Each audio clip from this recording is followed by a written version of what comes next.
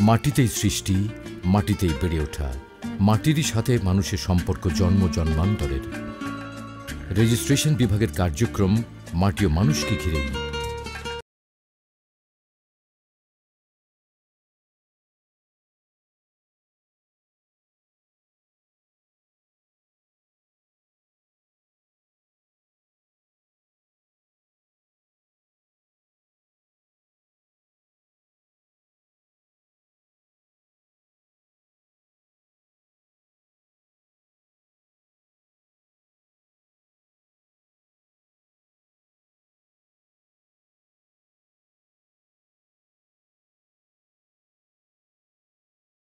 রোধ করে ভূসম্পত্তির রেজিস্ট্রেশন সম্পন্ন করা এবং রাজস্ব আদায় করা।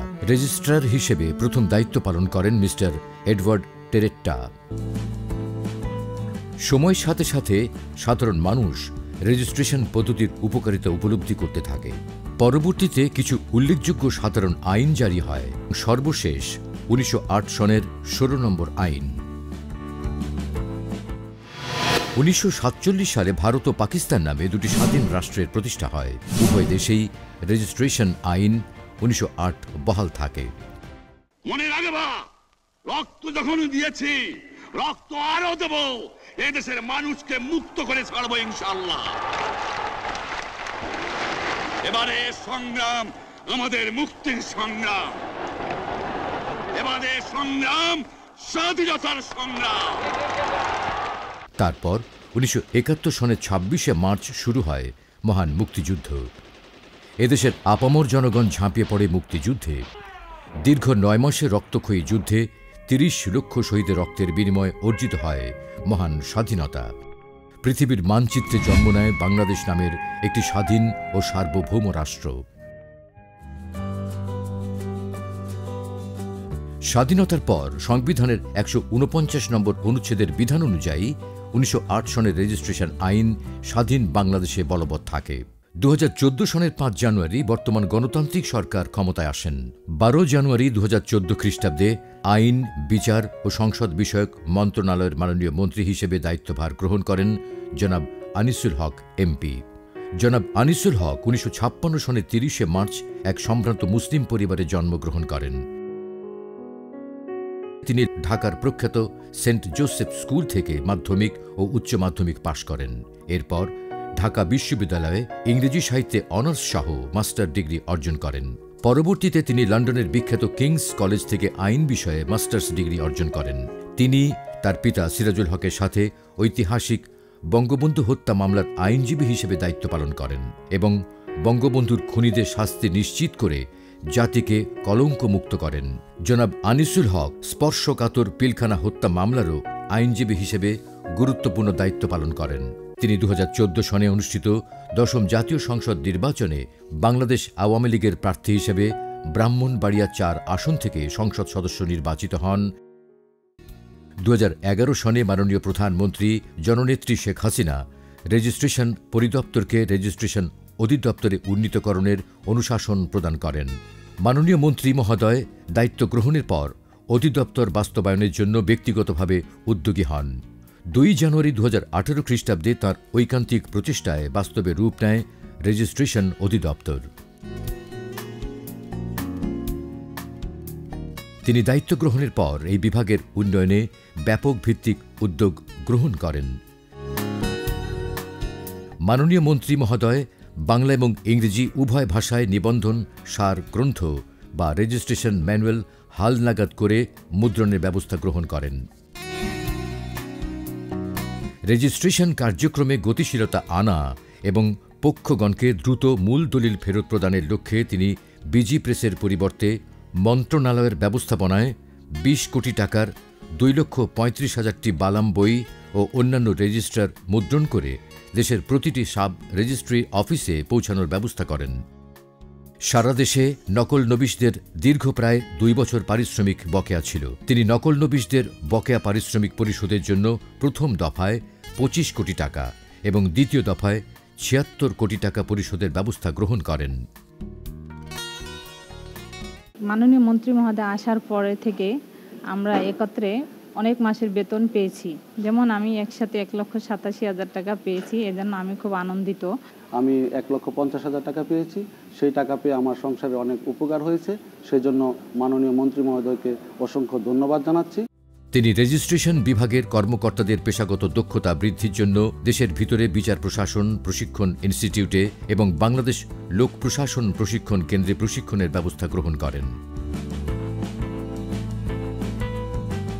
পরবর্তীতে দেশের বাইরে যুক্তরাজ্যে এই বিভাগের কর্মকর্তাদের উচ্চতর প্রশিক্ষণের ব্যবস্থা গ্রহণ করেন।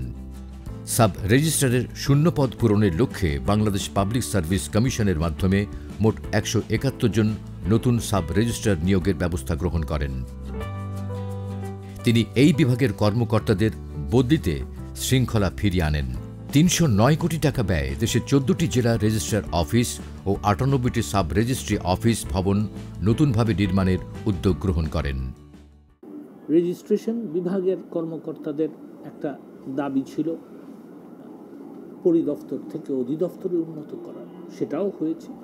এই সেবা প্রদানটা যেন আরও স্বচ্ছ হয়, আরও যাতে গতি পায়, সেই জন্য প্রথমেই আমরা যেটা করতে চাই সেটা হচ্ছে রেজিস্ট্রেশন ডিপার্টমেন্টের ডিজিটাইজেশন।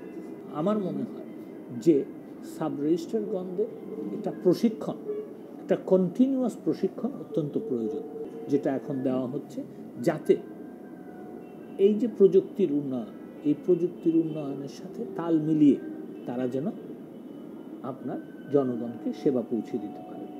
সাথে সাথে বিদেশেও আজকাল দেখা গেছে যে রেকর্ড কিপিংয়ের, এই যে ল্যান্ড রেকর্ডস কিপিং, এটা অনেক উন্নত হয়ে গেছে। আমরা সেই দিক দিয়েও বিদেশ থেকে প্রশিক্ষণ দিয়ে আনার চেষ্টা করব, যাতে প্রযুক্তির উন্নয়নের সাথে সাথে যে একটা উন্নতি হয়েছে, সেই উন্নতি যেন আমাদের দেশেও সেই উন্নতির ছোঁয়া যেন লাগে, সেই ব্যবস্থা করব।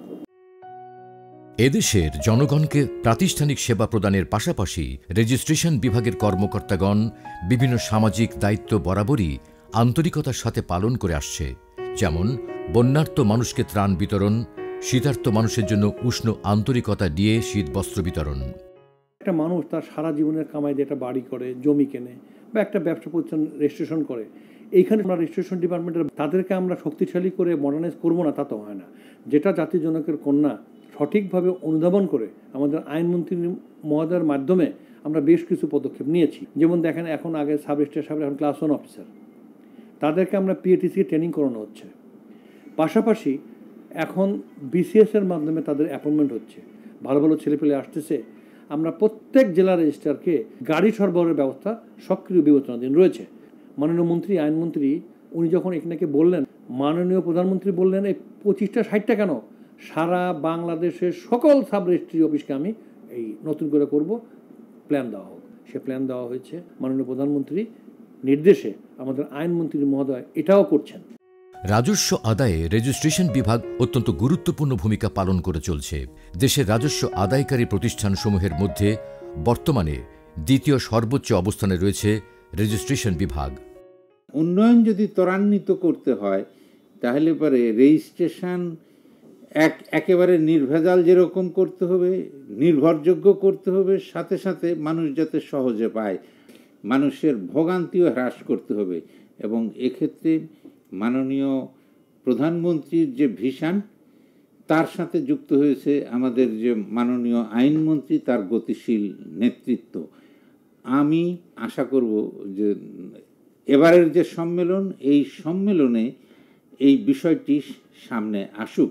আমরা সব কাজেই মেশিনের ব্যবহার করা শুরু করেছি এবং ডিজিটাল বাংলাদেশের স্বপ্নদ্রষ্টা বর্তমান মাননীয় প্রধানমন্ত্রী একটা টাইম ফ্রেম সহ এগুচ্ছেন। আমরা এই তার সময়াবদ্ধ যে কর্মসূচি, সেটি সফল করার জন্য আমি আমার যা সহযোগিতা প্রয়োজন হয় আমার টিম নিয়ে দিতে রাজি আছি। 2013-2014 অর্থ বছরে রেজিস্ট্রেশন বিভাগের রাজস্ব আদায়ের পরিমাণ ছিল 7,552 কোটি 48,91,038 টাকা, যা প্রতি বছর ক্রমবর্ধমান হারে বৃদ্ধি পাচ্ছে। 2014-2015 অর্থ বছরে রাজস্ব আয়ের পরিমাণ ছিল 10,691,76,65,297 টাকা। 2015-2016 অর্থ বছরে বৃদ্ধি পেয়ে 11,604,75,92,927 টাকায় উন্নীত হয়। সর্বশেষ বিগত 2016-2017 অর্থ বছরে 11,748,67,31,178 টাকা রেজিস্ট্রেশন বিভাগের আয়ের পরিমাণ দাঁড়ায়।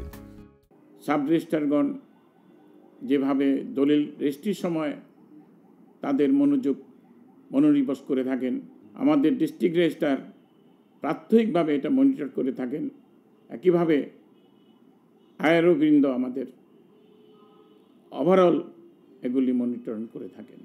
যে জিনিসটা এখন অত্যধিক প্রয়োজন, এই ডিপার্টমেন্টকে এখন একটি বিভাগে উন্নীত করা এবং সকল কর্মকর্তাকে ইনক্যাডারমেন্ট করে তাদের ক্যাডারের মর্যাদা প্রদান করা আমাদের ভবিষ্যৎ পরিকল্পনার মধ্যে থাকা উচিত। মাননীয় প্রধানমন্ত্রী শেখ হাসিনা বাংলাদেশের প্রতিটি ডিপার্টমেন্টকে বুস্ট আপ করার জন্য, প্রমোট করার জন্য যে উদ্যোগ নিয়েছেন, ডিজিটালাইজেশনের যে উদ্যোগ নিয়েছেন, আমরা সেই মিছিলে সামিল হতে চাই।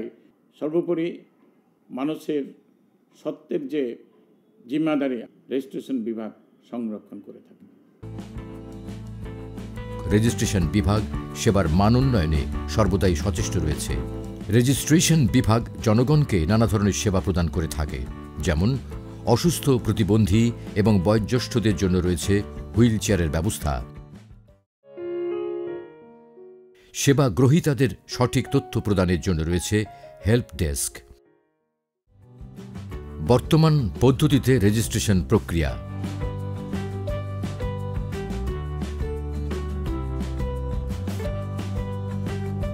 দলিল লেখক কর্তৃক দলিল প্রস্তুতকরণ, দলিলের পক্ষ কর্তৃক দলিল সম্পাদন, দলিল রেজিস্ট্রেশনের জন্য প্রযোজ্য ফি, শুল্ক এবং করসমূহ ব্যাংকে পে অর্ডারের মাধ্যমে জমা প্রদান, সাব রেজিস্ট্রারের সম্মুখে দলিল দাখিল, সাব রেজিস্ট্রার কর্তৃক দলিল রেজিস্ট্রেশন,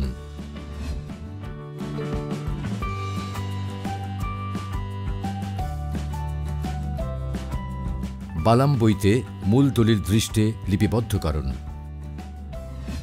স্থায়ী বইতে সূচীকরণ,